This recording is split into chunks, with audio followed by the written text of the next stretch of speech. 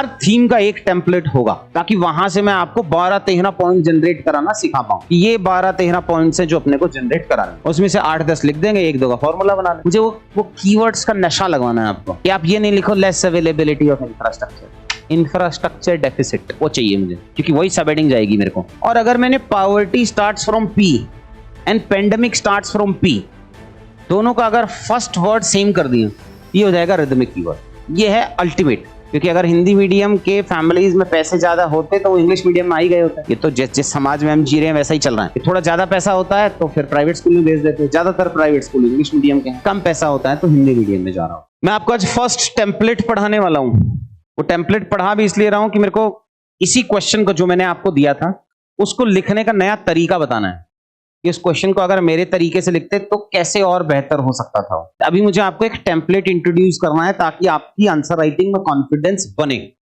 अच्छा ठीक है यार, ये तो डुएबल है, उसके डायमेंशंस बनाने डुएबल है। ब्रॉडली 8 चैप्टर हैं या 9 चैप्टर हैं इकोनॉमिक्स के जहां से क्वेश्चंस आते हैं। लिख लो, एक काम करो, मैं डिक्टेट करा देता हूं, लिख लो। 8 या 9 चैप्टर्स हैं जहां से सारे पीवाईक्यू मिला के आएंगे। पहला थीम है जनरल स्टेट ऑफ इकोनॉमी, दूसरा है मैन्युफैक्चरिंग एंड इंडस्ट्रीज। जैसे मानो मैन्युफैक्चरिंग इंडस्ट्री से 2 बार तो इंडस्ट्री टाइप पूछा, एक बार टूरिज्म पूछ लिया, एक बार ऑटोमोबाइल पूछ लिया। लिखना नहीं है, मैं दे दूंगा आपको, बट सोचो यार ऑटोमोबाइल में ऐसा क्या ही नया हो गया था कि उसने ऑटोमोबाइल पूछ लिया होगा। क्यों पूछ लिया? कल को फार्मा पूछ लेगा तो क्या लिखेंगे, परसों को ऑयल सेक्टर पूछ लेगा तो और कुछ क्या लिखेंगे। तो इसका मतलब मैं जितनी भी आपको चैप्टर्स बता रहा हूं उस हर चैप्टर का एक टेम्पलेट का मतलब ये है डायमेंशंस ओपनिंग वाला एक पॉइंट, कि अगर ऑटोमोबाइल पूछेगा तब भी मैं इन्हीं पॉइंट्स पे सोचूंगा। मान लो जैसे इनइक्वालिटी का है तो इनइक्वालिटी में एक क्वेश्चन तो पूछा कि बिहार का इकोनॉमिक ग्रोथ रेट नहीं हुआ है, उसकी क्या चैलेंजेस हैं। ऐसा ही एक और क्वेश्चन पूछा था कि पिछले 3 सालों में बिहार का इकोनॉमिक ग्रोथ रेट इंडिया के ग्रोथ रेट से ज्यादा रहा है, उसके क्या रीजन है। ऐसा शायद लास्ट ईयर पूछा होगा, सर्च करके बताऊं कि याद आ रहा है क्वेश्चन, रिकॉल कर पा रहे हो। In economic survey of Bihar it has been mentioned that Bihar has registered a higher growth rate than the growth rate of India in the past 3 years. Which sectors of economy have contributed to this sector? What were the reasons? Discuss. अब आप 2 questions देख रहे हो, एक post independence, ये जो question आपने आज लिखा है कि कुछ इकोनॉमिक और सोशल डिस्पैरिटी रही है बिहार के डेवलपमेंट में, और दूसरा बिहार का GDP growth rate national growth rate से फास्टर रहा है। आपको नहीं लगता इन दोनों पॉइंट्स के डायमेंशन सेम ही होंगे? कि डिस्पैरिटी क्यों रही, तो वही 8-10 पॉइंट रहेंगे कि भाई लेबर अवेलेबल नहीं हुआ, एक्सेस टू कैपिटल नहीं आया, अच्छे नेचुरल रिसोर्सेज को हार्नेस नहीं किया गया, पोल्यूशन से रिलेटेड प्रॉब्लम था, क्राउडिंग नहीं आया, इन्वेस्टमेंट गवर्नमेंट की स्कीम अच्छे से इंप्लीमेंट नहीं हुई। यही सब तो रीजंस थे कि अच्छा इंप्लीमेंटेशन नहीं हुआ, डिस्पैरिटी आई। और उसी का अगर मैं उल्टा कर दूं कि फास्टर क्यों रहा है, इसीलिए रहा है कि भैया बहुत ज्यादा इन्वेस्टमेंट आया, गवर्नमेंट की स्कीम्स बहुत अच्छे से इंप्लीमेंट हुई, लेबर इंटेंसिव जॉब बनाया, बिहार ने एक्सपोर्ट किया। तो ये दोनों क्वेश्चन 38 मार्कर हैं तो एक दूसरे के उल्टा ही। अब मान लो एक और क्वेश्चन आ जाए क्वेश्चन कुछ भी आ सकता है कि बिहार में पिछले 5 सालों में या 10 सालों में इंक्लूसिव ग्रोथ पे बहुत फोकस किया है, डू यू एग्री? मान लो एक क्वेश्चन आ जाए।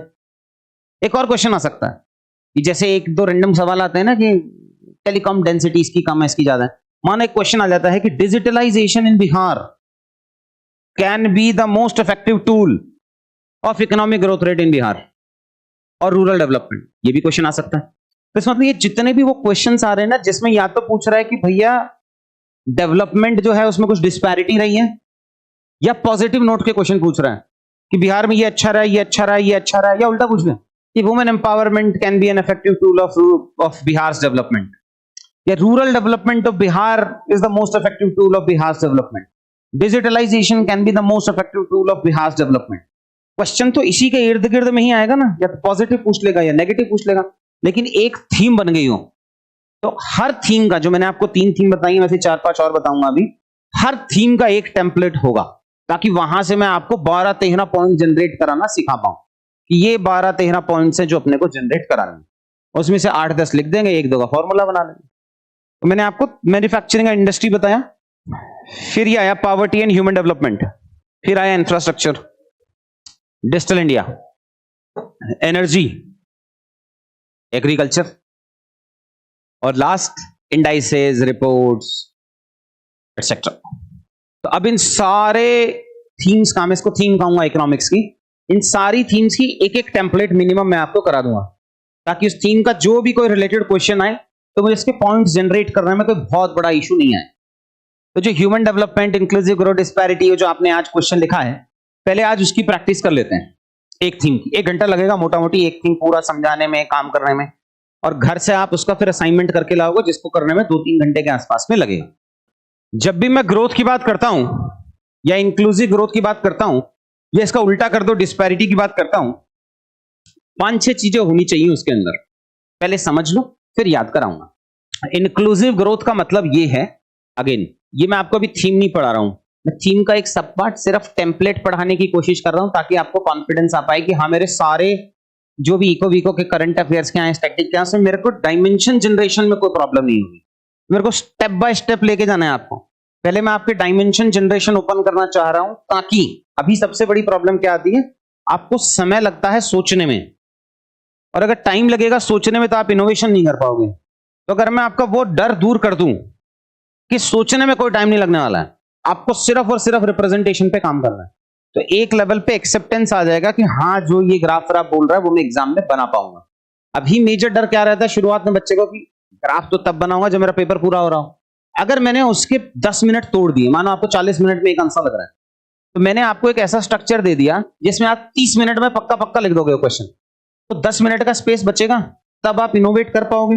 वो आपका मोटिवेशन बनेगा जो आपको घर पे काम करना है, कि मुझे इतने मैप चाहिए, मुझे इतने ग्राफ चाहिए, मुझे वो कंपोनेंट चाहिए। तो इसीलिए मैं सिर्फ टेम्पलेट पढ़ा रहा हूं। अगला टेम्पलेट मैं थीम में ही पढ़ाऊंगा जब आएगा, लेकिन ये पढ़ाने का सिर्फ ये ऑब्जेक्टिव है ताकि आपके माइंड में एक्सेप्टेंस आ जाए जो मैं बोल रहा हूं उसका।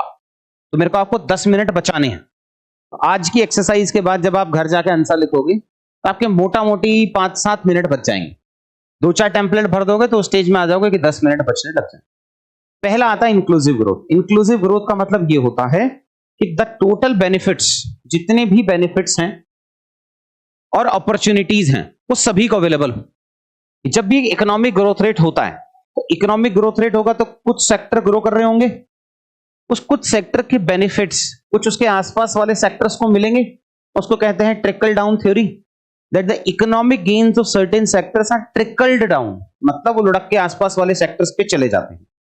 इंक्लूसिव ग्रोथ मतलब the opportunities and the benefits of growth are shared with all the stakeholders, उसको कहते हैं इंक्लूसिव ग्रोथ, समावेशी विकास।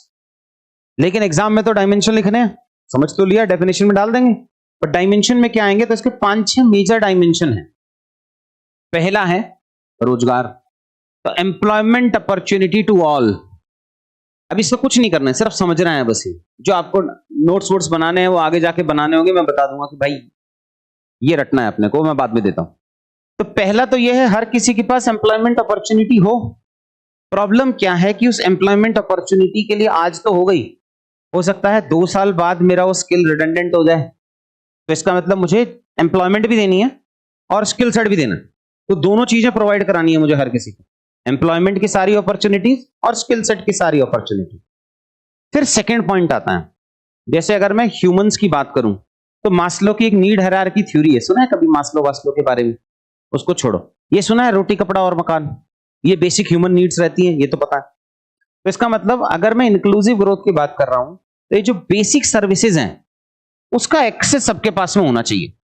अब वो बेसिक सर्विसेज क्या हैं? एजुकेशन का एक्सेस होना चाहिए भाई, हेल्थ केयर का एक्सेस होना चाहिए, टेक्नोलॉजी का एक्सेस होना चाहिए, क्रेडिट पैसे का एक्सेस होना चाहिए, ये सारी बेसिक सर्विसेज है ना अभी, तो उन सब का एक्सेस होना चाहिए। Access to essential services like health, education, finance, technology etcetera. तो ये दूसरा डायमेंशन है मेरा।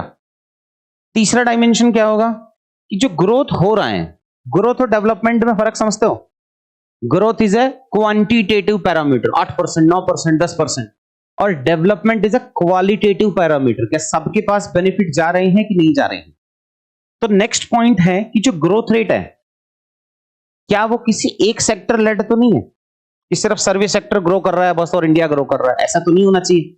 एग्रीकल्चर का भी शेयर होना चाहिए, मैन्युफैक्चरिंग या इंडस्ट्री का भी शेयर होना चाहिए। तो इसका मतलब सारे सेक्टर्स कंट्रीब्यूट करें ग्रोथ में, और दूसरा सारे ज्योग्राफिकल रीजन्स कंट्रीब्यूट करें। आप सिर्फ अर्बन एरिया डेवलपमेंट नहीं कर सकते हो, रूरल एरिया भी करना है। अर्बन एरिया में भी तो कुछ छोटे छोटे पैचेस होते हैं स्लम व्लम, उनका भी डेवलपमेंट करना है। तो आप बोलो कि यार महाराष्ट्र बहुत अच्छा ग्रो कर रहा है, मान लो यूपी बहुत अच्छा ग्रो कर रहा है, बट बुंदेलखंड, बघेलखंड, मराठवाड़ा, तो इसका मतलब ज्योग्राफिकल सारे एरियाज का ग्रो कराना है और सारे सेक्टर्स मिला के ग्रो करने चाहिए। ये हो गया next point, third point. Fourth point क्या है कि भाई थोड़ा एनवायरमेंट का भी देख लो कि आपने बहुत अच्छा इकोनॉमिक ग्रोथ रेट तो कर लिया, लेकिन अगर आप एनवायरमेंट का ध्यान नहीं रखेंगे तो क्लाइमेट चेंज होगा, अर्बन फ्लड्स आएंगे, जो अपने देखा 100 करोड़ के फ्लैट और उसके सामने गाड़ियां बह रही हैं, तो इसका मतलब आपने एनवायरमेंट पे फोकस नहीं किया। तो उसके लिए एक टर्म यूज होता है जिसको कहते हैं वन हेल्थ, सुना है कभी? वन हेल्थ मतलब ह्यूमन हेल्थ और एनवायरमेंट हेल्थ, दोनों को सेम मिला के चलो, उसको कहेंगे वन हेल्थ। और आखिरी पॉइंट आ गया मेरा कि ऐसा डेवलपमेंट होना चाहिए जो सोशल डेवलपमेंट भी करे, मतलब जैसे कास्ट बेस्ड सिस्टम है। आज मुझे किसी ने वीडियो भेजा क्या, मैं ही यूट्यूब पे देख रहा था, मुझे ही शो कर दिया। तो मध्य प्रदेश के अंदर कोई पंडित जी होंगे, पंडित जी ने बोला भाई पाँव, मतलब मेरे पाँव धो और उस पानी पी जाओ। इतना लेवल ऑफ कास्ट सिस्टम चल रहा है, हो सकता है उसके पास पैसा भी हो, ऐसा भी तो हो सकता है। तो इसका मतलब, और ये वुमेन के केस में है, कास्ट के केस में है, माइग्रेंट पॉपुलेशन के केस में है, ओल्ड एज के केस में है, चाइल्ड के केस में है। तो मतलब डेवलपमेंट ऐसा होना चाहिए कि जितना भी वल्नरेबल सेक्शन है उसका भी ग्रोथ रेट हो, और एक गवर्नेंस का एक पॉइंट आता है बस। तो इसका मतलब ब्रॉडली जब भी मैं ग्रोथ या इंक्लूसिव ग्रोथ की बात करूंगा, या जब भी मैं डिस्पैरिटी और अच्छा परफॉर्म क्यों किया की बात करूंगा, तो मैं यहीं से ले जाऊंगा पॉइंट्स खींचता हुआ। अब बताता हूं कि इसकी टेम्पलेट क्या है। ये तो आपको याद कराने के लिए जो मैंने पढ़ाया, ये अपने को रटना है। तो इसका एक आप अपने मन में, अभी पहले पढ़ाऊंगा, फिर अपने मन में एक एक्रोनिम बना लेना। वो आप पब्लिक प्लेटफॉर्म पे शेयर भी कर सकते हो, मतलब आपस में अगर ऐसा कुछ बना रहे हो, और खराब भी बना सकते हो, बहुत खराब वाले जल्दी याद होते हैं, है ना? वो ट्राइब्यूटरीज और उसके बनाते थे, पार्क में उल्टा बैठा था, रात को घर नहीं जाते, कुछ तो बनाते ही होगे ना। तो कुछ पब्लिक में बता सकते हो जो सिंपल सिंपल बनते हैं, और कुछ खराब। मुझे उससे कोई फर्क नहीं पड़ता, आपको रिटर्न होना चाहिए, बस मुझे इससे फर्क पड़ता है। तो जब मैं बात कर रहा था इकोनॉमिक ग्रोथ की, तो मैंने बोला था इकोनॉमिक ग्रोथ एक सस्टेनेबल होना चाहिए, ह्यूमन और एनवायरमेंट। एक मैंने बोला था बैलेंस ग्रोथ होना चाहिए, और एक रैपिड ग्रोथ हो तो चाहिए ही। तो मतलब एक रैपिड ग्रोथ होनी चाहिए। फर्स्ट पॉइंट पे चले जाओ उस डायग्राम के, तो उसमें एक था रैपिड ग्रोथ, दूसरा सारे सेक्टर्स का मिला के ग्रोथ होना चाहिए, और तीसरा था एनवायरमेंट को मिला के ग्रोथ होना चाहिए। तो ये 3 डायमेंशन है मेरे पास में, रैपिड ग्रोथ, बैलेंस ग्रोथ और सस्टेनेबल ग्रोथ होना चाहिए। फिर सेकंड आया एम्प्लॉयमेंट मिलनी चाहिए। तो एम्प्लॉयमेंट इंटेंसिव सेक्टर्स, अब 2 तरीके के ग्रोथ के मॉडल हो सकते हैं, कैपिटल इंटेंसिव और लेबर इंटेंसिव। तो कैपिटल इंटेंसिव मतलब मशीनरी काम कर रही है, और लेबर इंटेंसिव मतलब लेबर काम कर रहा है। तो आपने देखा होगा कि जहां भी लेबर चीप है वहां पे कैपिटल इंटेंसिव इंडस्ट्रीज नहीं सेट हो पाती है, और जहां जहां लेबर कॉस्टली हो जाता है वहां कैपिटल इंटेंसिव आ जाता है। लेकिन अगर आपके लेबर लॉज बहुत स्ट्रिक्ट हैं, तो अगर आपका लेबर चीप भी है तब भी आप कैपिटल इंटेंसिव बनाओगे, लेबर इंटेंसिव नहीं बनाओगे। फिर वही ट्रेड यूनियन, फिर वही धरना, फिर वही आर्म ट्विस्टिंग। तो कोई भी कॉर्पोरेट वहां बिजनेस सेटअप नहीं करेगा। जैसे एक क्लासिक केस है इसका, गुरुग्राम में एक मारुति नाम से कंपनी है, सुना होगा आपने। 2011-2012 में यूनियन वालों ने कुछ कुछ प्रोटेस्ट रखा, हरियाणा बीइंग हरियाणा, बिहार इस केस में स्टिल बेटर है, क्योंकि बिहार में फिर वो इंडस्ट्रीज अगर बहुत ज्यादा जा ही नहीं रही है तो झगड़े कैसे होंगे। उसके लिए तो कॉर्पोरेट को जाके इन्वेस्ट करना पड़ेगा ना। तो मारुति ने बहुत बड़ा प्लांट बना रखा है। 2011 या 12 की बात है, कुछ आपस में झगड़ा हुआ होगा, लेबर ने मैनेजर को जला दिया जिंदा, पड़ा होगा न्यूज में, बहुत सारा चला था। कि कौन बात करे, उसको कौन समझाए, उसको क्या पता हरियाणा में आती हो या नहीं आती हो। मैंने बोला चलो मार काट के काम खत्म करते हैं, जिंदा जला दिया मारुति। और उस टाइम शायद 15,000 लेबर काम करते थे वहां पे। मारुति डिसाइडेड कि अब यहां से रैप अप करेंगे, कहीं और जाएंगे, गुजरात में जाके सेटअप करेंगे।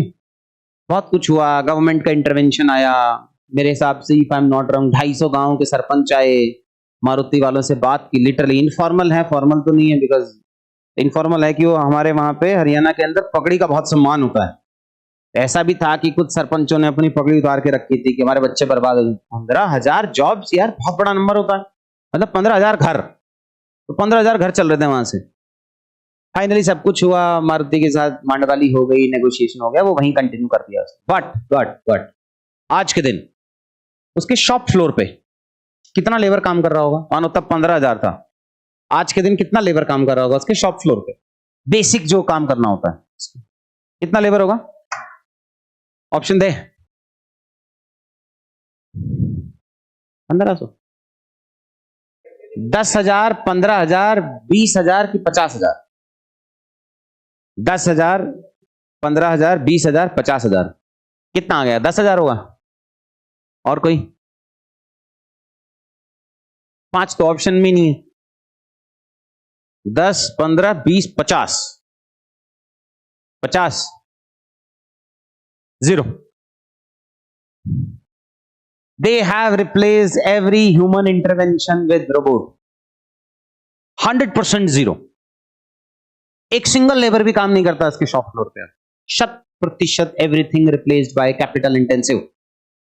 तो आपको डिसाइड करना है कि वो जॉब कैसी बना रहे हो, क्या सेक्टर्स बना रहे हो। तो अपन ने पढ़ा होगा लेबर इंटेंसिव सेक्टर्स पे ध्यान दो, जैसे अपैरल इंडस्ट्री बनाओ, टेक्सटाइल इंडस्ट्री बनाओ, लेदर इंडस्ट्री बनाओ। यही तो गवर्नमेंट फोकस करती है कि कैपिटल इंटेंसिव चाहिए हमें एफिशिएंसी के लिए, और लेबर इंटेंसिव चाहिए ताकि वो जो अनएम्प्लॉयड यूथ घूम रहा है पढ़ा लिखा, उसको जॉब दिलाने के लिए। तो इसका मतलब नेक्स्ट क्या होना चाहिए कि एम्प्लॉयमेंट इंटेंसिव सेक्टर होना चाहिए, ज्यादा से ज्यादा लोगों को जॉब दे पाए, वैसे सेक्टर पे फोकस करना। फिर उस सेक्टर किस तरीके की जॉब दे रहा है। जैसे मान लो आपने देखा अमेजॉन तो बढ़िया है यार, और अमेजॉन तो जॉब भी बहुतों को देता है, बट वो किस तरीके की जॉब है? फॉर्मल की इनफॉर्मल? इनफॉर्मल एग्रीगेटर है, 30 रुपए डिलीवरी के देते हैं, डिलीवर नहीं हुआ तो 30 रुपए भी नहीं मिले उस भाई को, कोई सोशल सिक्योरिटी नहीं है। तो इसका मतलब आपको एम्प्लॉयमेंट इंटेंसिव सेक्टर भी बनाना है, उस सेक्टर के अंदर फॉर्मल जॉब्स भी देनी है, प्लस वो जॉब्स 2 साल 3 साल बाद रिडंडेंट नहीं हो जाए तो स्किल सेट भी देना है। तो इसमें मतलब 3 चीजों पे ध्यान देना है आपको कि सबसे पहले तो एम्प्लॉयमेंट इंटेंसिव सेक्टर हो, उस सेक्टर के अंदर फॉर्मल जॉब हो, फॉर्मल जॉब्स के अंदर स्किल डेवलपमेंट हो। तो मैंने 6 डायमेंशन 6 पॉइंट पढ़ा दिया आपको। पहला पॉइंट है इकोनॉमिक ग्रोथ रेट का। ग्रोथ रेट में एक तो फास्ट ग्रोथ होनी चाहिए सबसे पहले, दूसरी बैलेंस्ड ग्रोथ होनी चाहिए, बैलेंस मतलब सारे रीजंस को इंक्लूड करके चलो, और तीसरी सस्टेनेबल ग्रोथ होनी चाहिए, एनवायरमेंट को भी ऐड करो, ह्यूमन को भी ऐड करो। तो वो तो हो गया फर्स्ट पॉइंट खत्म। दूसरा पॉइंट है एम्प्लॉयमेंट। एम्प्लॉयमेंट में पहला एम्प्लॉयमेंट इंटेंसिव सेक्टर, दूसरा फॉर्मल जॉब, और तीसरा स्किल डेवलपमेंट। ये तो हुए शुरू के 6 पॉइंट। फिर वो है एक्सेस टू एसेंशियल सर्विसेज। अभी हमारी मर्जी है, मैं इसको अलग अलग तोड़ भी सकता हूं। Access to education, affordable health care services, या अफोर्डेबल फाइनेंस का एक्सेस, या मैं एक साथ मिक्स करके लिख सकता हूं। तो मैंने क्लब करके लिख दिया कि भैया हेल्थ का एक्सेस होना चाहिए, एजुकेशन का होना चाहिए, फाइनेंशियल होना चाहिए, हाउसिंग होना चाहिए, टेक्नोलॉजी होना चाहिए। आप चाहो तो इसको अलग अलग भी लिख सकते हो, चाहो तो मर्ज करके लिख सकते हो, वो आपकी मर्जी है। तो शुरू के 7-8 पॉइंट हो गए। अब आगे वाले पॉइंट पढ़ाऊंगा, बट हो सकता है अपन मर्ज करके लिख दे, वो depending upon individual to individual की कैपेबिलिटी। तो नेक्स्ट आया social protection to vulnerable section. तो सोशल सिक्योरिटी नेट होनी चाहिए, ओल्ड एज का, इंश्योरेंस का, इसका बीमा, उसका बीमा। और फिर नेक्स्ट हो गया equal opportunity to all. Discrimination नहीं होना चाहिए, डिस्क्रिमिनेशन एंट्री के लेवल पे, डिस्क्रिमिनेशन जॉब रोल के लेवल पे, ग्रोथ के लेवल पे। जैसे अगर आप वर्ल्ड वेज रिपोर्ट पढ़ोगे तो उसमें देखोगे कि वुमेन के अगेंस्ट में रिजर्वेशन चल रहा है, और वो या तो उसको जॉब नहीं देते हैं, जॉब देते हैं तो वो पोजीशन नहीं देते, पोजीशन देते हैं तो ग्रोथ नहीं देते। जैसे आपने ये सोसाइटी में ना बहुत ही बड़ा एक पैराडॉक्स है। वर्ल्ड में डेमोक्रेसी, डेमोक्रेसी का मतलब क्या होता है? इक्वल अपॉर्चुनिटी टू ऑल, वही तो हुआ डेमोक्रेसी। वर्ल्ड में कौन सी ऐसी कंट्री है जो बोलती है कि हम ही सेफगार्ड कर रहे हैं डेमोक्रेसी को? कौन सी कंट्री है जो बोलती है कि हम सेफगार्ड कर रहे हैं डेमोक्रेसी? वर्ल्ड में हम नहीं होते तो सब बर्बाद हो जाते हैं, हम इसीलिए इंटरवीन कर रहे हैं हमारी कंट्री में। यूएसए, आज तक उस कंट्री का प्रेसिडेंट कोई फीमेल नहीं बनने दिया उन्होंने, आज ट्रंप को बना दिया यार। मतलब ये तो खैर, वो तो ईगो पे ही ले गया उसको, अगर पीस वो नहीं मिला तो, है ना? वो भी सही है, ईगो बड़ी चीज है। और आखिरी हो गया भाई गवर्नेंस से रिलेटेड, इसमें हो गया कम्युनिटी पार्टिसिपेशन या जन भागीदारी होनी चाहिए। तो अब की शुरुआत से आते हैं कि सबसे पहले ग्रोथ का एक पार्ट देखना है, इकोनॉमिक ग्रोथ। फास्ट होनी चाहिए, रैपिड ग्रोथ, बैलेंस्ड ग्रोथ होना चाहिए, सस्टेनेबल है। अच्छा अभी बताता हूं, हाँ क्या कह रहे थे? Growth fast, rapid, balanced growth, मतलब सारे रीजन्स होने चाहिए, सारे सेक्टर्स ऑफ इकोनॉमी ऐड होने चाहिए। और थर्ड सस्टेनेबल, मतलब ह्यूमन हेल्थ और environment health. Second gainful employment होना चाहिए, बिना चीटिंग के बताएंगे। तो पहला लेबर इंटेंसिव, एम्प्लॉयमेंट इंटेंसिव होना चाहिए। दूसरा फॉर्मल सेक्टर में होना चाहिए। तीसरा स्किल लेबर के पास में होना चाहिए, ठीक है, मतलब स्किल डेवलपमेंट होना चाहिए। फिर आया नेक्स्ट सोशल सिक्योरिटी नेट, उसमें क्या है? Access to education, access to health care, access to technology, access to finance, access to housing, वो सारे ऐड कर लेंगे। फिर आया फोर्थ क्या था? सोशल रिलेटेड, सोशल है ना, सोशल सेफ्टी नेट होना चाहिए। और उससे अगला क्या था? सोशल सेफ्टी नेट के बाद equal opportunity to all, no discrimination should be there. और आखिरी आ गया गवर्नेंस का। तो ये सारे पॉइंट्स मैंने आपको पढ़ा दिए, आपके पास है 2 मिनट इसको रटने के लिए, रट लो।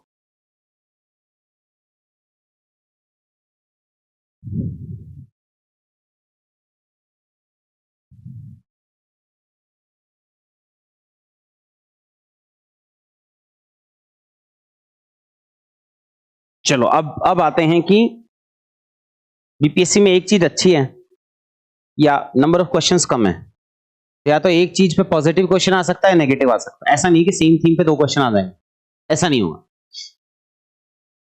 उससे आपका एक काम सरल हो गया। जैसे कि अब मानो आप क्वेश्चन आता है कि बिहार में लास्ट 10 ईयर्स में इंक्लूसिव ग्रोथ रहा है और इंक्लूसिव ग्रोथ के लिए गवर्नमेंट ने क्या स्टेप्स उठाए हैं। पहला पार्ट ऑफ क्वेश्चन बनेगा कि इंक्लूसिव ग्रोथ कैसे रहा है, और दूसरा पार्ट ऑफ क्वेश्चन बनेगा क्या क्या स्टेप्स उठाए। दूसरा क्वेश्चन कि डिजिटलाइजेशन से बिहार में इंक्लूसिव ग्रोथ हो सकता है। तीसरा क्वेश्चन रूरल डेवलपमेंट पे फोकस करके बिहार में इंक्लूसिव ग्रोथ हो सकता है। चौथा क्वेश्चन वुमेन एम्पावरमेंट या वुमेन डेवलपमेंट से बिहार में इंक्लूसिव ग्रोथ हो सकता है।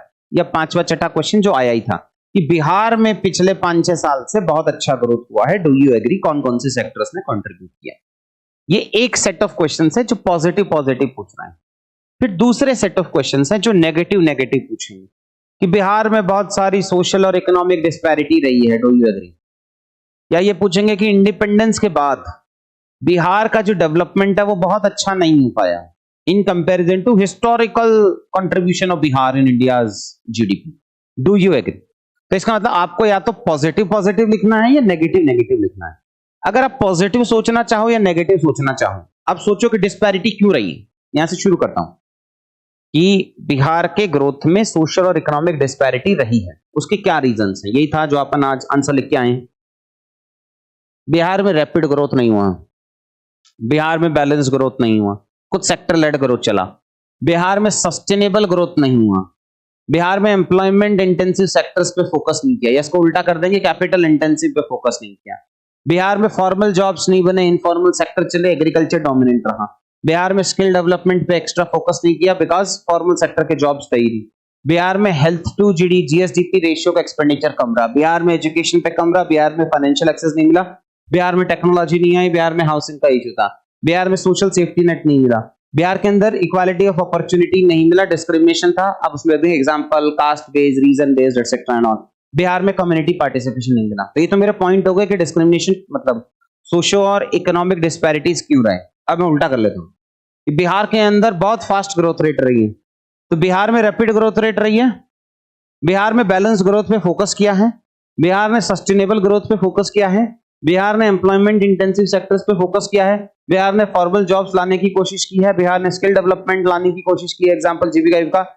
बिहार ने हेल्थ केयर पे फोकस किया, वहां के स्कीम का नाम, बिहार ने एजुकेशन पे फोकस किया, स्कीम का नाम, बिहार ने फाइनेंशियल सेक्टर पे फोकस किया, स्कीम का नाम, बिहार ने टेक्नोलॉजी पे फोकस किया, स्कीम का नाम, हाउसिंग पे फोकस किया, स्कीम का नाम, सोशल सेफ्टी पे फोकस किया, स्कीम का नाम, कम्युनिटी पार्टिसिपेशन पे फोकस किया, स्कीम का नाम। तो इसका मतलब जो भी पॉइंट आएगा भले पॉजिटिव का आए या नेगेटिव का आए, मुझे सोचना इसी डायमेंशन के बेसिस पे है। तो शुरू के 2-3 पॉइंट जो दिमाग में आएंगे वो कर लेना, उसके चुपचाप टेम्पलेट पे जाएंगे, इसको रटेंगे, इसी फॉर्मेट में पॉइंट जनरेशन कर लेंगे। ये तो हुआ एक पार्ट। अब आता है कि मानो आपको नेगेटिव लिखना है कि रैपिड ग्रोथ नहीं हुआ, तो मैंने आपको यह भी बोला था कि भाई लिख तो लेना, बट मुझे क्या चाहिए, मुझे चाहिए ये सब हेडिंग्स, कि जब भी आप ये पॉइंट लिख रहे हो ना तो मुझे ये सब हेडिंग चाहिए। जैसे आपने वाले का इंफ्रास्ट्रक्चर अपन ने कहीं लिखा था, तो नेगेटिव लिखोगे तो इंफ्रास्ट्रक्चर लैग लिखोगे ना, नेगेटिव सब हेडिंग होनी चाहिए ना कि infrastructure deficit, infrastructure lag, less infrastructure development. तो सब हेडिंग तो आपकी नेगेटिव आएगी एक। जैसे आप लिख रहे हो कि इंडस्ट्रियलाइजेशन लेक्यूना, लेक्यूना नहीं लेक्यूना आएगा, स्पेलिंग मिस्टेक है। तो मतलब आप लिख रहे हो कि बिहार में इंडस्ट्रीज नहीं आई, लेकिन उसकी सब हेडिंग तो नेगेटिव लिखनी है कि इंडस्ट्रियल या इंडस्ट्रियलाइजेशन का लेक्यूना रहा है, तो वो नेगेटिव सब हेडिंग। या आप लिख रहे हो कि कुछ हिस्टोरिकली कुछ इश्यूज रहे हैं, तो आपने लिखा हिस्टोरिकल स्कार्स, उसमें कॉलोनाइजेशन लिख देंगे, कुछ और पॉइंट्स। तो इसका मतलब जो डायमेंशन मैंने आपको अभी पढ़ाए हैं उसमें बस एक चीज और करनी है कि पॉजिटिव सब हेडिंग्स इसका सिनोनिम, मतलब ये जो डायमेंशन खोले हैं अपन ने, कुछ तो डायमेंशन की हेडिंग अपने आप में पॉजिटिव है, तो हो सकता है उससे काम चला लेंगे। कुछ डायमेंशंस की नेगेटिव सब हेडिंग्स हमें बनानी है और उसकी कुछ पॉजिटिव सब हेडिंग्स बनानी। सब हेडिंग मतलब वो अच्छा कीवर्ड जो इसी इंटेंट को रिप्रेजेंट तो कर रहा हो लेकिन इससे बेटर। तो वो कुछ कीवर्ड्स की लिस्टिंग आपको डेली प्रिपेयर करनी। अब आया दूसरा तीसरा होमवर्क। एक तो मैप का आज होमवर्क दिया है, दूसरा है हमें हर दिन न्यूज़पेपर से,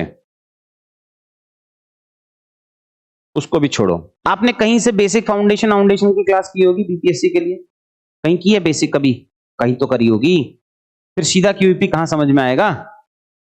क्लास नहीं की तो नोट्स पढ़े होंगे। कितने चैप्टर होंगे उसमें कुल मिला के? आपने प्री के लिए कितने चैप्टर पढ़े हैं? मानो सर 200 चैप्टर पढ़े हैं, 50 ही पढ़े हैं, 400 पढ़े हैं, 300 पढ़े, कितने चैप्टर्स पढ़े होंगे सारे सब्जेक्ट में मिला के? पॉलिटी, ज्योग्राफी से सब मिला के कितने चैप्टर होंगे?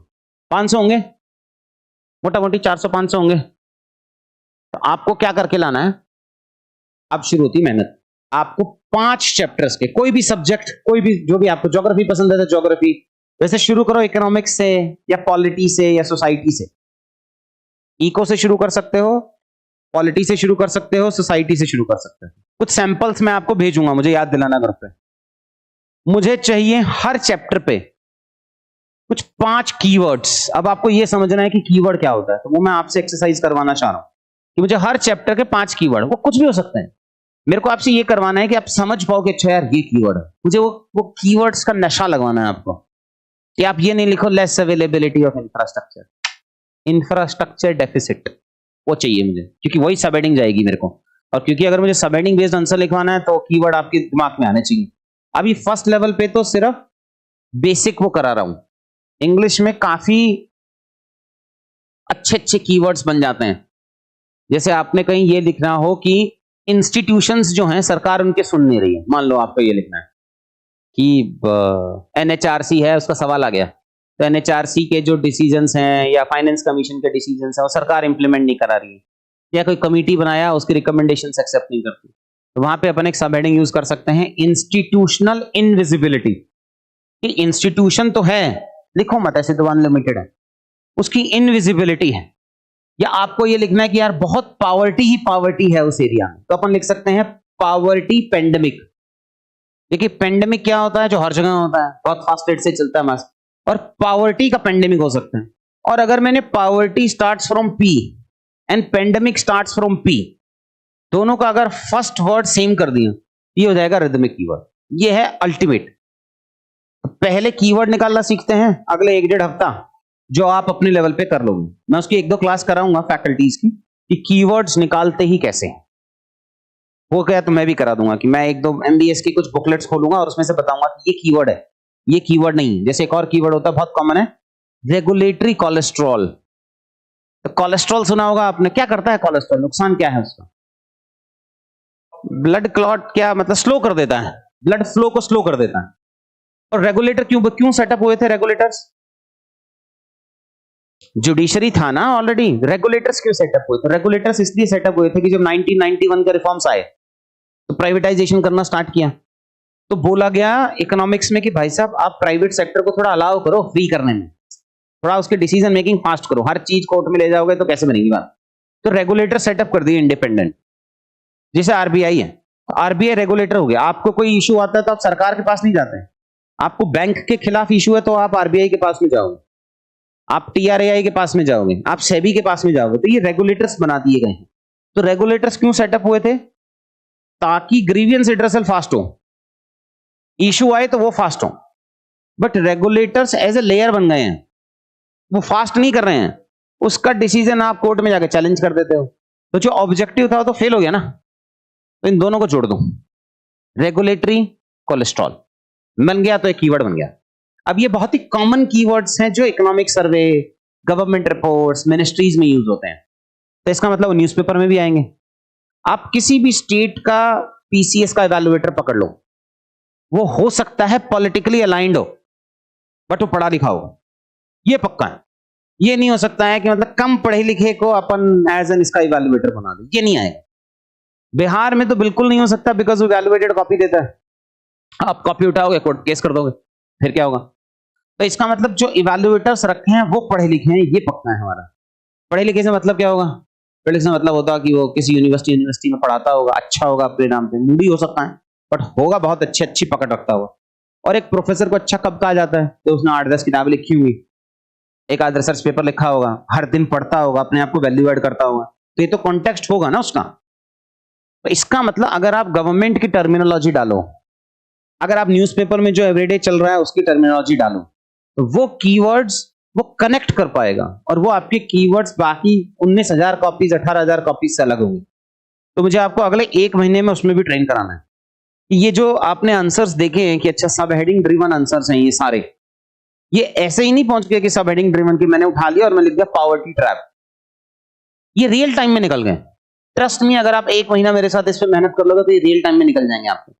बट थोड़े दिन एफर्ट डालने पड़ेंगे, जो काम दे रहा हूं करके लाना पड़ेगा। तो आपको क्या करना है, जैसे आपने लिखा कि डाइल्यूशन ऑफ जेंडर स्पेक्ट्रम, ये वो बच्चे है ही नहीं जो इंग्लिश बैकग्राउंड से आते हैं, ये नॉर्मल आप ही की तरह आए हुए बच्चे। 1 महीना मेहनत कर ली तो इस लेवल पे पहुंच गए हैं बस।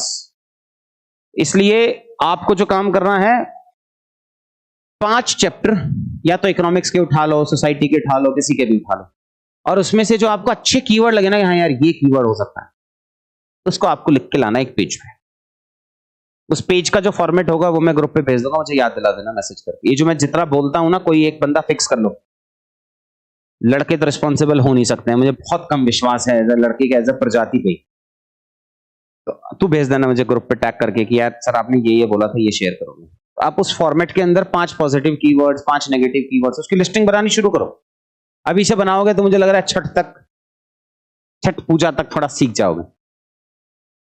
ठीक है, अब आता है सेकंड काम। हाँ, सेकंड काम यहां पे था। अब मुझे इसका पॉजिटिव कीवर्ड चाहिए और इसका नेगेटिव कीवर्ड चाहिए। आज की क्लास में ब्रेनस्टॉर्म करके निकालने की कोशिश करते हैं। बहुत खराब क्वालिटी होगी मुझे पता ही है, बट कोशिश करके देखते हैं कि अगर आपको आज पॉजिटिव कीवर्ड लिखना हो रैपिड ग्रोथ का तो क्या लिखोगे। ऑनलाइन वाले भी बता ही सकते हैं। सोचो, कोई बहुत फास्ट रेट से ग्रो हो रहा है अगर इंडियन इकोनॉमी, तो रैपिड ग्रोथ का पॉजिटिव सिनोनिम क्या होगा? Exponential growth is an English word, it's not an academic word. English word is different, academic word is different. Academic word में मतलब उसको एकेडमिक सेंस बनाता होगा, इंग्लिश वर्ड मतलब सिनोनिम ढूंढ लिया और चला दिया। जैसे मानो आप लिख रहे हो बैलेंस्ड ग्रोथ, अब बैलेंस ग्रोथ का पॉजिटिव सिनोनिम क्या हो सकता है? सबका साथ सबका विकास। स्कीम आई थी, उसमें यही बोला गया था। तो क्या मैं उस स्कीम को ऐसा सब हेडिंग यूज कर लूंगा? हाँ कर लूंगा। तो सबका साथ सबका विकास is an academic synonym of balance growth, it's not a synonym of. तो मुझे सिनोनिम नहीं चाहिए, मुझे एकेडमिक सिनोनिम्स चाहिए जो अपन सोच सकते हैं कि क्या होगा। तो आपको मुझे बताना है रैपिड ग्रोथ का एकेडमिक सिनोनिम क्या होगा। अब तुम आए हो MK यादव आंसर स्टाइल, आप पकड़े गए हो। हाँ बोलो क्या? बुलेट ट्रेन डाल दे, बट क्वेश्चन जरूरी नहीं है ना बुलेट ट्रेन का आया हो। अपन को ये भी तो देखना है कि क्वेश्चन आएगा कि हाँ बिहार में इंक्लूसिव ग्रोथ रहा है पिछले 10 साल में, डू यू एग्री? तो बुलेट ट्रेन थोड़ी डालेगा। मेक इन इंडिया तो मैन्युफैक्चरिंग लेड है, जरूरी नहीं है कि जाए। स्कीम बेस में ही मत जाओ, शब्द भी हो सकता है नॉर्मल। इस 5 के सोचो शुरू में, रैपिड के, बैलेंस के, सस्टेनेबल के, एम्प्लॉयमेंट, यहां तक का सोच के बताओ। 5 पॉजिटिव सोचो, 5 नेगेटिव सोचो। आपको लिख लो इसको और आपके पास है 5 मिनट।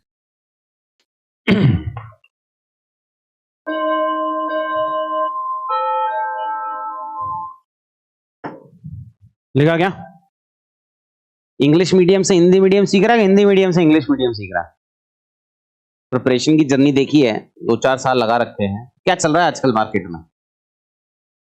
इंग्लिश मीडियम से हिंदी मीडियम, कि हिंदी मीडियम से इंग्लिश मीडियम? इंग्लिश से Hindi. Welcome to a class जहां आप हिंदी मीडियम से सीखेंगे। ये वो पॉजिटिव सिनोनिम्स हैं, इंग्लिश का नहीं दूंगा पिछले बैच का, वो तुम्हें खुद बनाना है। तो मानो आपको वही तीव्र वृद्धि करना है, रैपिड ग्रोथ, बैलेंस ग्रोथ मतलब संतुलित विकास। तो ये 2-3 पार्ट मानो अपन ने पढ़ लिए। अब मुझे इसके पॉजिटिव सिनोनिम बनाने हैं।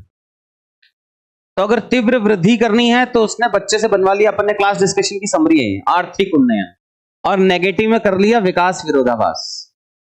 अब ये एकदम रिदमिक कीवर्ड, ये क्लास के डिस्कशन का ही है, ये एकदम रिदमिक कीवर्ड है।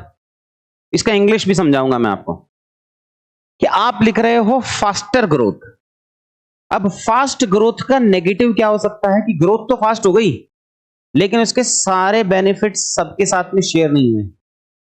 आपने इस बार अगर यूपीएससी का पेपर देखा होगा तो उसमें क्वेश्चन एक स्टेटमेंट था, what do you understand by paradox of plenty? Paradox of plenty is a rhythmic keyword. Paradox का मतलब होता है विरोधाभास, प्लेंटी का मतलब होता है मात्रात्मक, मतलब क्वांटिटी के टर्म्स में बहुत ज्यादा। जैसे मानो इंडिया में food grain production 330 million ton है, वर्ल्ड में वन ऑफ द हाईएस्ट है, लेकिन माल न्यूट्रिशन में 30% पॉपुलेशन है। GDP 4th largest in world है, पॉवर्टी में मैक्सिमम पॉपुलेशन है। 6 करोड़ से ज्यादा एमएसएमई है, लेकिन फिर भी फॉर्मल सेक्टर की एम्प्लॉयमेंट सिर्फ 10% से भी कम है। एनर्जी प्रोडक्शन में हम सरप्लस हैं, फिर भी 1-2 करोड़ हाउस होल्ड्स को बिजली नहीं मिल रही है। यूनिवर्सिटी और स्कूल हमारे पास लाखों करोड़ों में है, फिर भी लर्निंग आउटकम्स बच्चों का इतना कम है। इसको कहते हैं पैराडॉक्स ऑफ प्लेंटी, मतलब क्वांटिटी टर्म्स में तो हम बहुत ज्यादा हैं बट उसकी क्वालिटी आती है तो बहुत खराब हो जाता है। तो आप इसका इंग्लिश का नेगेटिव सबहेडिंग बना सकते हो पैराडॉक्स ऑफ प्लेंटी, जिसमें आप लिख सकते हो कि भाई जीडीपी तो अपन 4th लार्जेस्ट है बट है नहीं, या टॉप 1% के पास में 40% वेल्थ लेके बैठे हैं, वो भी तो पैराडॉक्स ऑफ प्लेंटी है। तो ये मुझे, और हिंदी में ले गया तो, या हिंदी से उठाया तो था विकास विरोधाभास। वहां भी रिदमिक कीवर्ड बन रहा है, यहां भी रिदमिक कीवर्ड बन रहा है। तो अब आपका कंपटीशन सिर्फ इंग्लिश मीडियम से तो है ही नहीं, बीपीएससी में भी वो हिंदी मीडियम से भी है, बिकॉज हिंदी मीडियम जितना मैंने देखा वो फास्टर रेट पे चल रहे हैं। मतलब अब ये दोनों तो पैरेलल ही चलेगी, जैसा एफर्ट तुम पे लगा रहा हूं वैसा उन पे भी लगा रहा हूं, उन पे थोड़ा ज्यादा लगा रहा हूं, बस तो उसके लिए मुझे मुखर्जी नगर जाना पड़ता है और ट्रैवलिंग मुझे बिल्कुल पसंद नहीं है। तो अगर मैं 1 घंटा जा रहा हूँ, 1 घंटा आ रहा हूँ, 2 घंटे लगा रहा हूँ, तो हो सकता है उन पे एफर्ट ज्यादा लग रहा हो, उनमें भूख ज्यादा है। हिंदी माध्यम के पास अपॉर्चुनिटी कम रहती है। आपने ये एग्जाम पास किया, कुछ 2-4 साल किया, तो यूजुअली आपके पास में, यूजुअली बता रहा हूं, पैसे यूजुअली आपकी फैमिलीज में ज्यादा हैं हिंदी मीडियम के कंपैरिजन में, क्योंकि अगर हिंदी मीडियम के फैमिलीज में पैसे ज्यादा होते तो वो इंग्लिश मीडियम में आ ही गए होते। ये तो जिस समाज में हम जी रहे हैं वैसा ही चल रहा है कि थोड़ा ज्यादा पैसा होता है तो फिर प्राइवेट स्कूल में भेज देते हैं, ज्यादातर प्राइवेट स्कूल इंग्लिश मीडियम के हैं, कम पैसा होता है तो हिंदी मीडियम में जा रहा होता है। तो कुछ इस तरीके का काम ये हिंदी मीडियम के बच्चों का हुआ है जो पिछली क्लास का हुआ है। तो फिर वही बता रहा हूं कि आपका कंपटीशन सिर्फ इंग्लिश मीडियम से तो अब है ही नहीं, ये तो भूल ही जाओ आप। और आपके बीपीएससी का रैंक 1 जो उज्जवल था, उसके वीडियोस मैंने पिछली बार भेजा था, तो वो भी पिट्स लगा के ही काम करता था बच्चा, फॉर्मली बेस से नहीं पढ़ा कभी, ठीक है कंटेंट पढ़ लिया होगा, यूट्यूब से पढ़ लिया होगा, बट वो टेम्पलेट बेस्ड आपको करना ही पड़ेगा। जैसे कि अपन एम्प्लॉयमेंट की बात कर रहे थे कि एम्प्लॉयमेंट किस तरीके का बनाना है, क्या था कीवर्ड, सब हेडिंग क्या थी, एम्प्लॉयमेंट इंटेंसिव सेक्टर्स। तो एम्प्लॉयमेंट इंटेंसिव सेक्टर्स को अपन ने बना दिया रोजगार सृजन, रिदमिक नहीं बना बट ठीक है। एक और आया था अपन कि अपन जब संतुलित विकास की बात कर रहे थे, बैलेंस्ड ग्रोथ की बात कर रहे थे, तो बैलेंस्ड ग्रोथ का मतलब सारे सेक्टर्स इंक्लूडेड हों, सारे ज्योग्राफिकल रीजन्स इंक्लूडेड हों। हिंदी में बना दिया साझा समृद्धि, रिदमिक कीवर्ड है। ये आपको किसी चैट जीपीटी, किसी बुक नोट्स वोट्स फला दिन का जो मैं बता रहा हूं वहां नहीं मिलेंगे, उसके लिए क्लास रगड़नी पड़ेगी, उसके लिए क्लास के डिस्कशंस करने पड़ेंगे, जहां आप मुझे एक फीडबैक दोगे। अब मेरे लिए बहुत सिंपल है कि मैं ये और इसका इंग्लिश वर्जन इससे बेहतर है, एक्चुअली इंग्लिश वर्जन दिखाना इसलिए नहीं चाह रहा हूं कि आपका स्कोप नैरो हो जाएगा कि बस इतना इतना सोचना है। हिंदी इसलिए दिखा रहा हूं कि देख लो भाई, यहां जा रहे हैं, यहां कंपटीशन यहां जा रहा है। तो ये वाली प्रैक्टिस हमें क्या सिर्फ 8 टेम्पलेट्स पे करनी है, और आपके 8 क्वेश्चंस जो आने वाले हैं, हर टेम्पलेट पे एक क्वेश्चन आएगा मिनिमम ही मिनिमम। 8 थीम जो मैंने आपको बताई, हर थीम पे एक क्वेश्चन आएगा कम से कम है। आप सारे पीवाईक्यूज पे लगा के देख लो। तो अगर मैं 8 टेम्पलेट बता दूं, 8 टेम्पलेट मतलब पावर्टी जैसा जो रटाया है, और 8 थीम्स पे लग जाएं, तो 8 थीम्स का एक पार्ट ऑफ क्वेश्चन तो अपना सॉल्व हो गया। और अगर मैं उसकी सब हेडिंग भी आपके साथ प्रैक्टिस करके निकाल लूं, तो इसका मतलब अपने 10-15 नंबर बढ़ गए, यहीं पे ही बढ़ गए। बस हर क्वेश्चन में 2-2 नंबर तो यहीं बढ़ जाएंगे ना। आप सब हेडिंग डाल दो और वो सब हेडिंग अच्छी डाल दो, बस। इसका मतलब आपके हर क्वेश्चन में 2 नंबर बढ़ चुके हैं। तो जब हम ये फिनिश कर चुके होंगे आज की क्लास के बाद में, और घर जाके प्रैक्टिस और अगली क्लास तक, तो मैं आपके 5 नंबर बढ़वा चुका हूं। जिस भी पुरानी स्टेटस में आप थे, वहां से 5 नंबर बढ़ गए होंगे अपने। तो वो 5 नंबर बढ़ाने के पीछे की ही मेहनत चल रही है। ये इससे तो मेरे हिसाब से सीख गए क्या करना है।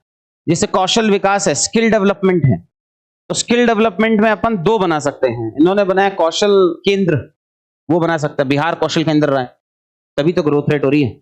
डिस्पैरिटी क्यों है? बिकॉज गुणवत्ता विहीन सेवाएं हैं। सारे रिदमिक नहीं बनेंगे, बट मुझे चाहिए कीवर्ड्स वो सब हेडिंग्स वाले। तो वो कीवर्ड्स निकालने की प्रैक्टिस अभी आपके साथ में करूंगा। तो coming back to positives and negatives, तो भाई बताना शुरू करो। पॉजिटिव्स ऑफ रैपिड ग्रोथ बोलो। ग्रोथ लीप फ्रॉग नहीं है, leap frog is an English word, it's not an academic word. तो जीपीटी बता देगा, एकेडमिक नहीं है। 60 साल वाले बूढ़े आदमी के लिए जीपीटी दुश्मन है। और जीपीटी के जो कीवर्ड्स आते हैं वो बिना कॉन्टेक्स्ट के आते हैं। आपको लगेगा बहुत अच्छा है, बट डोंट यूज जीपीटी अभी के लिए तो बिल्कुल भी। कि जब मुझे ये पता हो ना कि इस चाकू से मैं खून भी कर सकता हूं और फ्रूट्स भी काट सकता हूं, उसी के बाद तो चाकू यूज करना सीखोगे। नया नया चाकू आ गया तो मारोगे दुनिया को बस, और क्या करोगे। अभी से जीपीटी का यूज मत करना।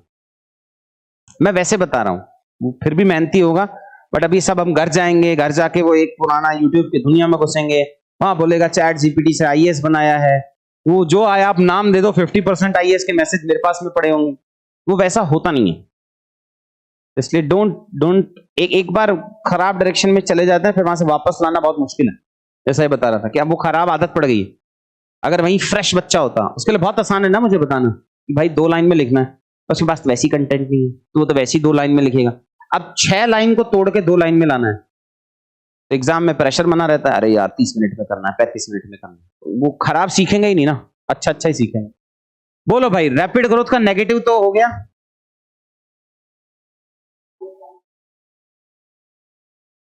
रैपिड इंक्लूसिव ग्रोथ, तो इंक्लूसिव ग्रोथ का तो हेडिंग है ना। सोर्स भूल जा तू मुझे कीवर्ड बता बस। ये 2 कीवर्ड है भाई जो इसका सिनोनिम है, एकेडमिक सिनोनिम, वो बताओ बस। कोई अच्छा कोई खराब में मत जाओ।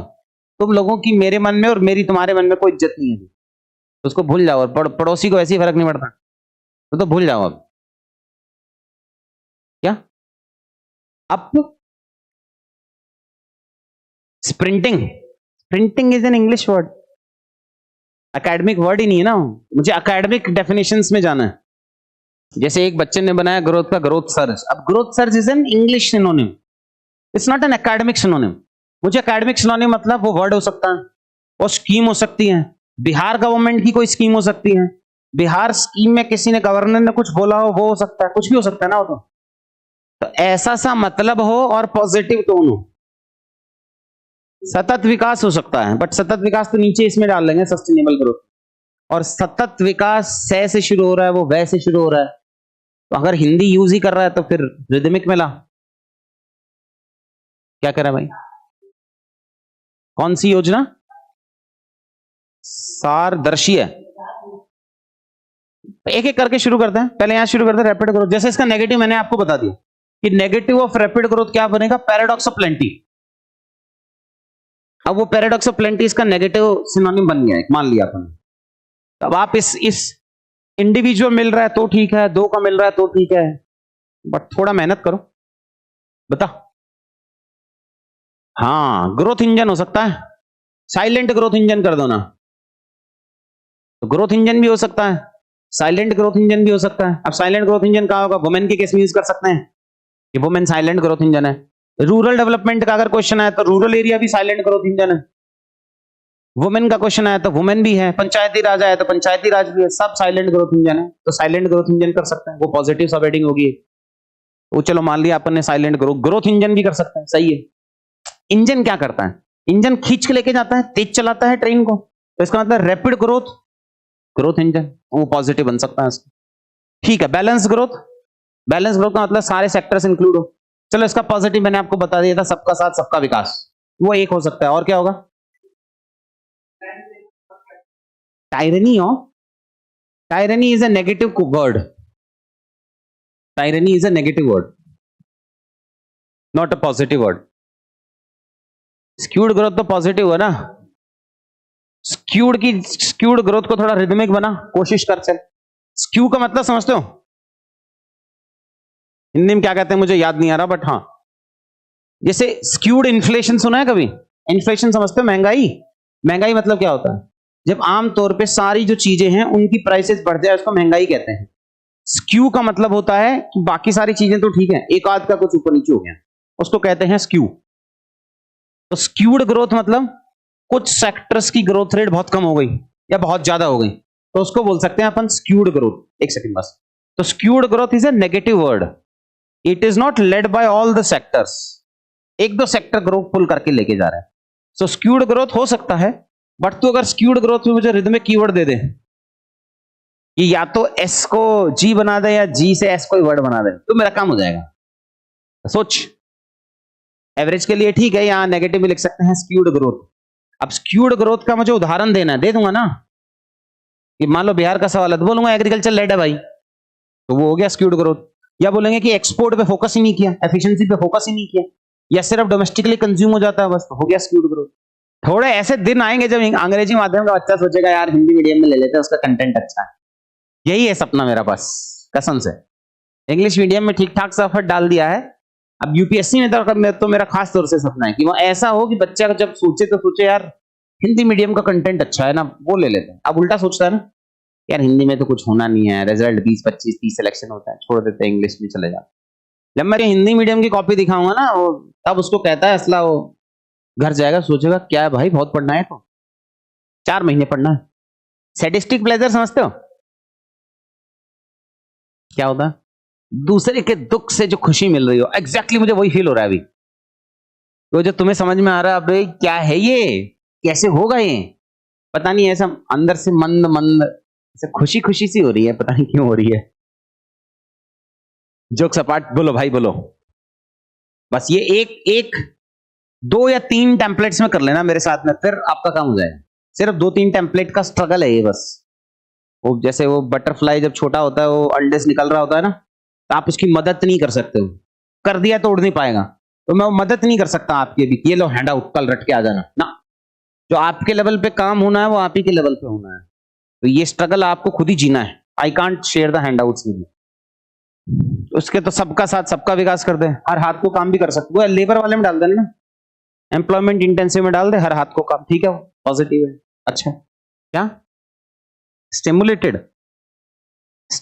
ग्रोथ, सिमुलेटेड ग्रोथ, सिमुलेशन समझते हो?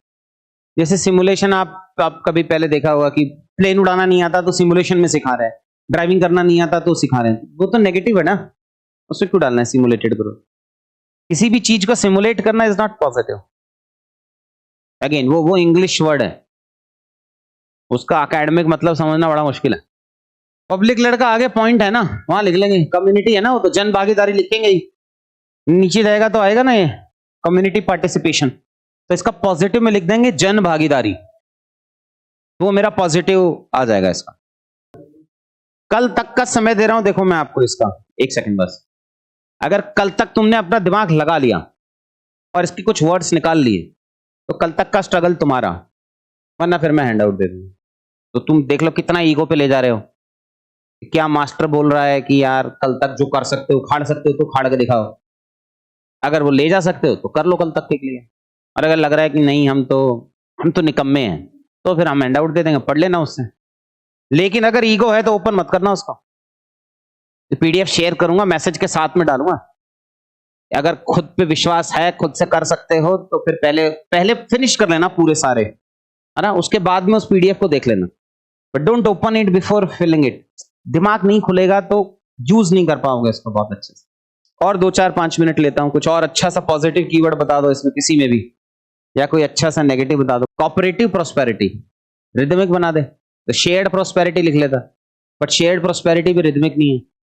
उसका हिंदी तो रिदमिक था, साझा समृद्धि, बट इंग्लिश वाला रिदमिक नहीं। आप समझो रिदमिक कीवर्ड्स का, आप कुछ भी उठाओ, सरकार के बेसिक डॉक्यूमेंट उठाओगे, सब में आपको रिदमिक कीवर्ड्स मिलेंगे। अभी कुछ भी डालो, आप सर्वे उठाओ, कोई भी कंपोनेंट सरकार का उठा लो, आपको इकोनॉमिक सर्वे उठा लो, आप बिहार का देख लेना, आपको कम से कम भी नहीं तो 30-35-40 रिदमिक कीवर्ड्स मिल जाएंगे।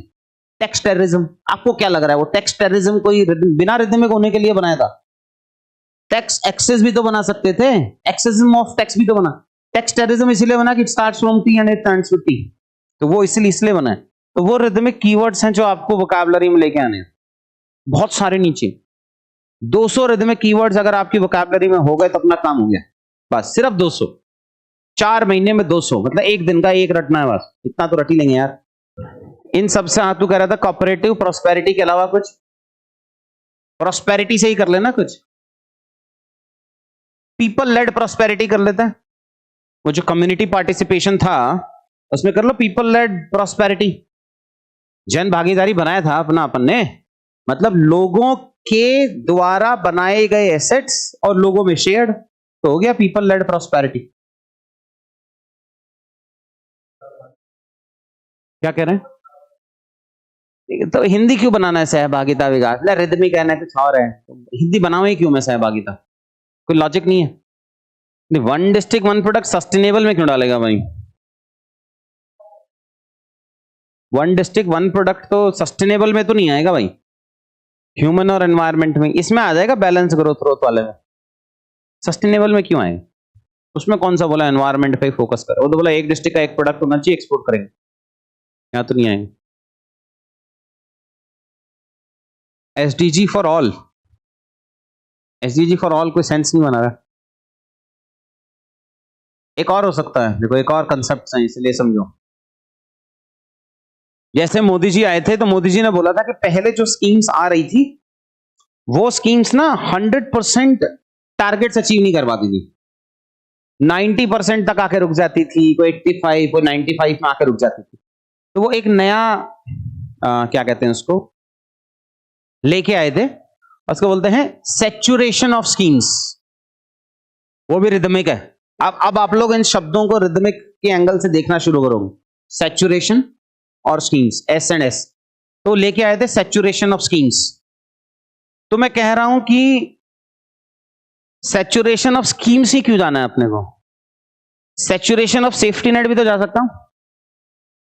अगर मुझे इसका पॉजिटिव चाहिए तो मैं लिख दूंगा सैचुरेशन ऑफ सेफ्टी नेट, मतलब जितने भी बेनिफिशियरीज हैं सबको 100% 100% सेफ्टी नेट मिलना चाहिए, तो वो उसका पॉजिटिव हो गया। अब इसी का उदाहरण जब आप पॉजिटिव की हेडिंग डाल रहे होगे, एग्जांपल लिख रहे होगे, तो लिख दो कोई बिहार की ऐसी स्कीम जो 100% को मिला था, ओल्ड एज को दिया होगा, कास्ट बेस्ड पे दिया होगा, कोई सेक्शन को दिया होगा, उस स्कीम का नाम डाल देना तो स्कीम आ जाएगा। अभी स्कीम्स पे मैंने काम किया, बट सारी स्कीम्स अभी मुझे याद हुई नहीं है बिहार की, कुछ पढ़ी, तो जब थोड़े दिनों में 15-20 दिन में मुझे याद हो जाएंगी, then I can give you more examples. किसमें किसमें क्या क्या क्या कुछ हम क्लास में रटाएंगे। स्कीम्स का मैंने कहीं होमवर्क दे दिया तेरे को? अभी सेकंड वाला इसी एंगल में सोच लेंगे ना। अब जब तेरे को इसी क्वेश्चन का जो सेकंड पार्ट है जिसमें बोला स्कीम्स क्या क्या है, अब स्कीम्स में तू बस ये हेडिंग मत लिख कि rapid growth, but rapid growth की स्कीम सोच ले कि कोई ऐसा इनिशिएटिव सरकार ने लिया हो जो फास्ट ग्रो कराने में हेल्प कर रहा हो, कोई सरकार का ऐसा इनिशिएटिव जो सारे रीजन्स को इंक्लूड कर रहा हो, बॉर्डर एरियाज को, ये वो सब, ऐसा स्कीम जो एनवायरमेंट पे फोकस कर रहा हो, ऐसा स्कीम जो एम्प्लॉयमेंट दे रहा हो, ऐसा स्कीम जो स्किल डेवलप कर रहा हो, तो पॉइंट यहां से सोच लेंगे और लिख लेंगे सीधा स्कीम का नाम, हो गया तेरा काम। उसमें क्या है? और किसी का पॉजिटिव नेगेटिव? जब तुम्हें लग रहा था कि बीपीएससी बहुत सरल है, ऐसे ही हो जाएगा, क्या ये छोटा मोटा ये सबसे खराब फेज होता है। मेरे साथ जुड़ने का ये जो अभी अगले 7 दिन जियोगे सबसे खराब है। ये एक इसको जी, अब इसके पास 2 आउटकम आने वाले हैं। एक आउटकम ये आने वाला है कि बस हमसे ना हो पाएंगे, ऐसा भी आता है। और दूसरा आउटकम ये आने वाला है कि थोड़ी देर में घिस लेते हैं। तो अगर 7 दिन घिस लोगे तो फिर काम हो जाएगा, नहीं घिसोगे तो भी ऐसा कोई जरूरी नहीं है, काम नहीं हो, क्या पता हो जाए। बट मैं वैसे नहीं चलता।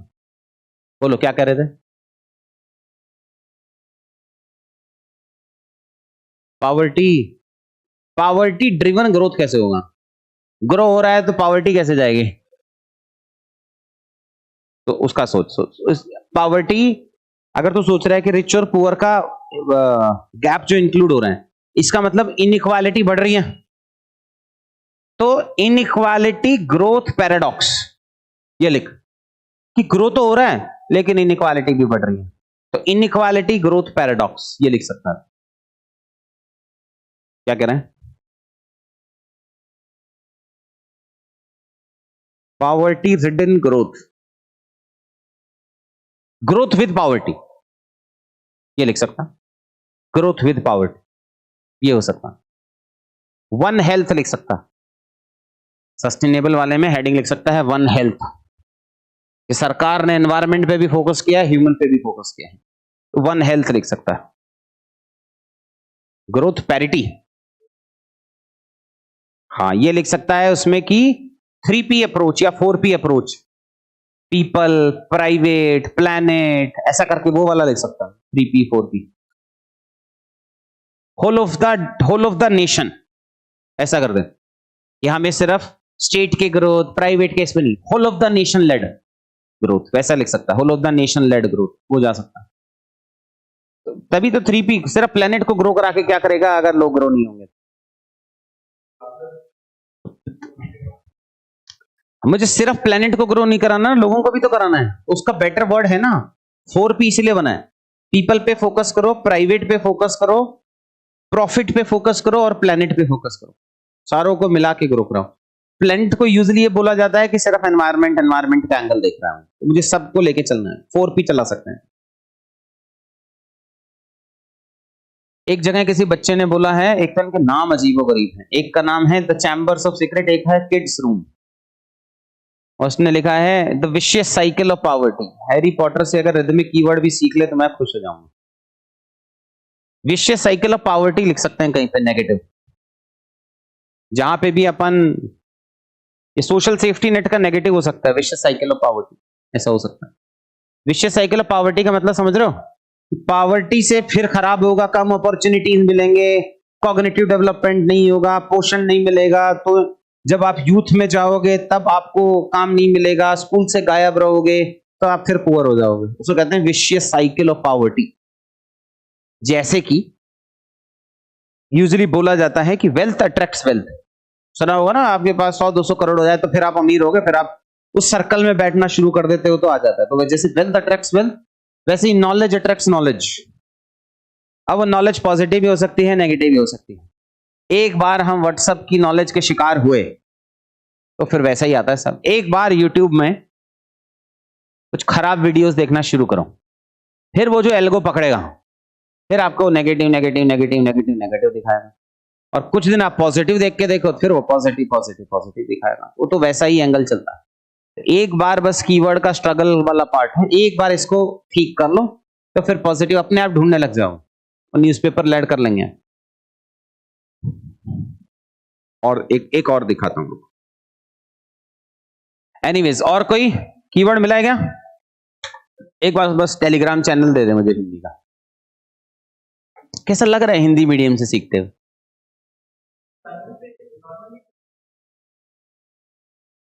क्या क्या क्या क्या क्या?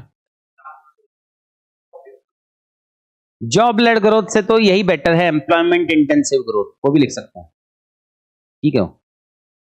हाँ, job seeker to job provider हो सकता है, सही है। और नेगेटिव में लिख लो जॉबलेस ग्रोथ, नेगेटिव में लिख लो जॉबलेस ग्रोथ। तो ये जो बता रहा है job seekers to job provider, वो अपन लिख सकते हैं कि बिहार में ग्रो क्यों हुआ, या पॉजिटिव तो बोलेंगे स्टार्टअप इतना आया, सरकार ने स्टार्टअप पे इतना फोकस किया, बिहार में इतने स्टार्टअप हैं 4500, वैसा करके कुछ कुछ वो डाल सकते हैं। ये शायद यूपीएससी का होगा या है हिंदी मीडियम का, तुम्हारे काम का है, जो मैं बताना चाह रहा हूं वो ये है। ये है वो जो डेली एक एक न्यूज़पेपर से कुछ पॉजिटिव वर्ड्स निकाल रहे हैं, कुछ नेगेटिव वर्ड्स निकाल रहे हैं, कुछ ग्राफ व्राफ वाले कंपोनेंट्स निकाल रहे हैं, कोई केस स्टडी निकाल रहे हैं और एक कोई फॉर्मूला वगैरह बना रहे हैं। ये वो बता रहा हूं कि हिंदी मीडियम के बच्चे जो एफर्ट्स डाल रहे हैं वो ये हैं, ये आज के ये सारे 13 13 13, ये कुछ इतना एफर्ट चल रहा है हिंदी माध्यम में। तो थोड़ा इंग्लिश में भी करके देखो, कब मुझे मैं अपने हिसाब से फीडबैक दे देता हूँ। मानो मुझे लगेगा कि वर्ड्स कुछ ज्यादा हैं, कोई वर्ड्स में कमजोरी है, कुछ और है, तो वो मैं very much active on Telegram as well. अगर मुझे लगेगा कुछ वर्ड्स खराब है, जैसे इसके कुछ वर्ड्स खराब लगे मुझे, मोह भंग मूल्य क्या ही बना रहा हूँ, बेरोजगारी कष्ट क्या ही है वो, तो जो मुझे खराब लगता है वो मैं फीडबैक दे देता हूँ। तो एक बार यहाँ हम 2-2.5 घंटे के लिए मिल रहे हैं, दैट इज फाइन। घर जाके मेहनत करो, वो ग्रुप पे डालो और ग्रुप पे फीडबैक दे दूंगा। बट वो मत मांगना कि ऑफलाइन के बच्चे हो और फिर अलग से टाइम लेके मिलना चाह रहे हो ना। आप क्लास के बाद मिल सकते हो, आप टेलीग्राम पे मिल सकते हो, क्लास के अंदर मिल सकते हो, बस। अलग से टाइम मत लेना कि क्लास के बाद अभी तो कम है, ये बढ़ जाएंगे बच्चे 1 हफ्ते के अंदर अंदर, तो हो सकता है वेट करना पड़े आपको 15 मिनट 20 मिनट आधा घंटा, कुछ भी हो सकता है वहां। तो ऑफलाइन स्टूडेंट्स को अपॉइंटमेंट लेके मिलने का टाइम नहीं दूंगा। आप क्लास के बाद बैठ के मेरे से कितनी भी देर तक आप मिल सकते हो, वो चल जाएगा। नहीं तो आप टेलीग्राम पे डाल सकते हो, वो चल जाएगा। चलो फिर होमवर्क कितना हो गया, क्या क्या दिया है? मैप बनाने हैं, मैप बना लेना, और कीवर्ड्स, हाँ इस पर थोड़ी प्रैक्टिस करके आना। और 5 चैप्टर, कोई भी 5 चैप्टर जो आपको लगे, 5 पन्नों से ऊपर नहीं होना चाहिए, और 5 पॉजिटिव कीवर्ड और 5 नेगेटिव कीवर्ड बस, और 2-2 ग्राफ। उस चैप्टर के 5 positive keyword, 5 negative keyword, 2 graph बस। और इस टेम्पलेट का पॉजिटिव और नेगेटिव कीवर्ड कल तक कर लेना। कल मैं इसके पॉजिटिव नेगेटिव शेयर कर दूंगा ग्रुप पे। उससे पहले कोशिश करना जितना दिमाग है उतना लगा लो, तभी आप अप्रिशिएट कर पाओगे कि अच्छा वो वर्ड क्यों अच्छा है, वो वर्ड क्यों खराब है, वरना नहीं कर पाओगे। तो इसलिए कल तक ये फिनिश करते हैं। 1 या 2 ऐसी क्लासेस और लूंगा, एक बार वो फ्रीक्वेंसी मैच हो जाएगी, then I think we will start. First क्या दिया है, किससे स्टार्ट है? हिस्ट्री से। 16 से स्टार्ट है ना आपकी कोई और फैकल्टी की क्लासेस, मेरे वाली नहीं। हिस्ट्री दिया है क्या पहला? कुछ तो वो मिला है, शेड्यूल मिला है कुछ? क्या दिया है? हैं? बिहार स्पेशल का पहली क्लास किसकी है? 16 तारीख की, ठीक है। इसको कल तक फिनिश कराओ, फिर मिलते हैं नेक्स्ट क्लास में। मेरी क्लासेस शुरुआत के दिनों में, उसमें कई क्लासेस लिखी होंगी एमके यादव, जो शेड्यूल होगा उसमें, वो तो है मेरी रेगुलर क्लासेस। उसके अलावा मैं कभी बीच में रैंडम क्लासेस ले लूंगा। रैंडम का ऑब्जेक्टिव ये है कि ये जो मैं सिखा रहा हूं ना, आपको इसको कुछ समय चाहिए। कि मानो आज मैंने कीवर्ड पढ़ाया, तो ऐसा नहीं हो सकता कल से मैं ये एज्यूम करके चल लूं कि तुम कीवर्ड सीख गए। तो आज मैंने जो असाइनमेंट दिया है वो आप 5 चैप्टर करोगे, फिर हो सकता है अगले दिन फिर 5 चैप्टर करो, फिर 5 चैप्टर करो, 15 चैप्टर कर लो तो ठीक हो जाए। तो फिर मेरी एक 100 की क्लास में बीच में ले आऊंगा। तो भी मेरी जो 100 की क्लासेस है उसका कोई फिक्स शेड्यूल नहीं है, that can be any day depending upon तुम किस फास्ट रीड से करके और टेलीग्राम पे असाइनमेंट सबमिट कर रहे हो। और जो मेरी नॉर्मल क्लासेस हैं उसका तो जो शेड्यूल है वो उसी बेसिस पे चल। सोच ले, मुझे कोई इशू नहीं है, ये ले मैं मैसेज क्या मैं भेज दूं। मैं तो बस वही बता रहा हूं कि ये वो सब डिपेंड कर रहा है कि तुझे ईगो का सवाल है तेरी, मुझे तो क्या इशू, मैं अभी दे देता हूं।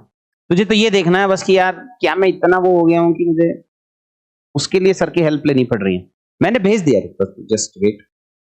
मेरा काम तुझे सपोर्ट करने का है, वो मैं कर रहा हूं। बस मेरा लॉजिक ये है कि do you actually need my help और you can do on your own ना। मैंने दे दिया तुझे ब्लैंक, किसका? खुद बनाया है मैं अच्छा उस डेली न्यूज़पेपर वाला, अब तो मैंने कर दिया हिंदी का भी, खैर पर चल मैं तेरे को डेली वाला भी दे देता हूँ फॉर्मेट में। एक से क्या था,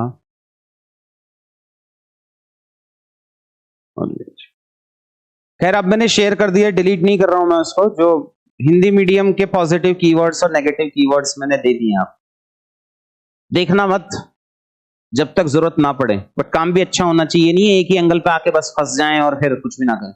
अगर फंस रहे हो तो देख लेना, क्योंकि उसमें एक लेवल और पढ़ाया मैंने। एक सेकंड, अगर ये हिंदी वाले की बच्चों की ये देखोगे तो मैंने मतलब उन्होंने, मैंने तो खैर नहीं, कहां ओपन हुआ था।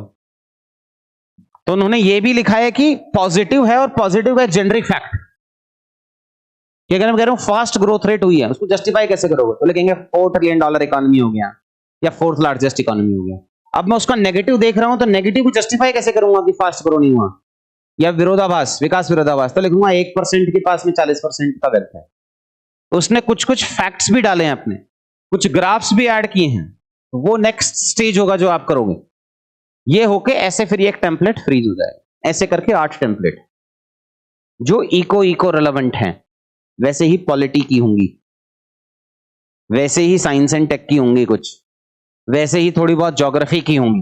तो कुल मिला के 35-40 टेम्पलेट आपको पढ़नी, हर चैप्टर की मोटा मोटी एक।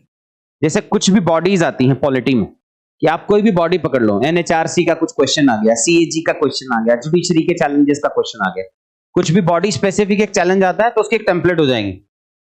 या कृषि क्षेत्र पकड़ लो आप, कि need of horticulture, need of fisheries, need of food processing, need of agree export, उन सबका एक ही टेम्पलेट हो जाएगा।